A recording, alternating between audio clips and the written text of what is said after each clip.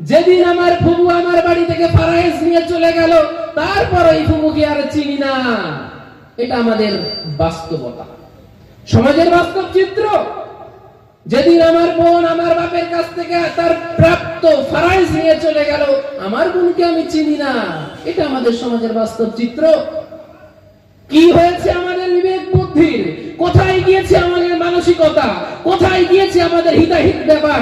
আল্লাহর রাসূলের কথা অনুযায়ী কেন আমরা চলছি না?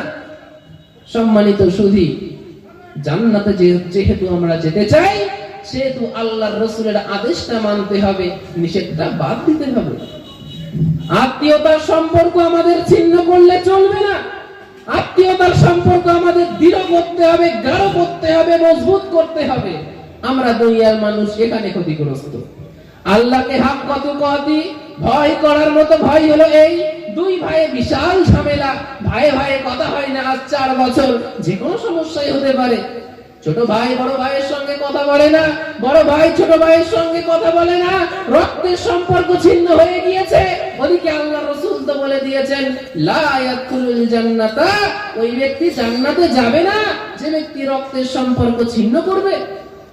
আল্লাহর হাক কত কতি ভয় করার মতো ভয় হলো এই, আপনি যেহেতু জান্নাতে যেতে চান, আপনি এখন জলসা শুনে বাড়ি যান, বাড়ি গিয়ে আপনার ভাইয়ের কাছে যান, গিয়ে সালাম দিয়ে ভাইকে জড়িয়ে ধরুন, চোখের পানি ফেলে বলুন, ভাই ভুল করেছি, আমাদের ভুল হয়েছে, আমরা তো একই মায়ের পেটের ভাই, আমরা তো নিজের রক্তের ভাই, ভুল তো আমাদের দ্বারাই হবে। যেহেতু আমরা জান্নাতে যেতে চাই, আল্লাহর সন্তুষ্টিতে আমরা আবার এক হয়ে যাই। যদি আমরা জান্নাতে যেতে চাই, এটা হবে আমাদের মানসিকতা, নচেত এই প্রোগ্রাম দিয়ে কোনো লাভ নেই। যদি এই প্রোগ্রামের ভিত্তিতে আমরা নিজেদের জীবন পরিবর্তন করতে পারি, তবে এটা আমাদের বিজয়ে সফলতা বহন করে নিয়ে আসবে, নচেত বেকার, সম্পূর্ণটাই বেকার। হাক কত কতি, আল্লাহকে ভয় করার মতো ভয়। আল্লাহর ভয়ে আমরা আত্মীয়তার সম্পর্ক জুড়ে নেব,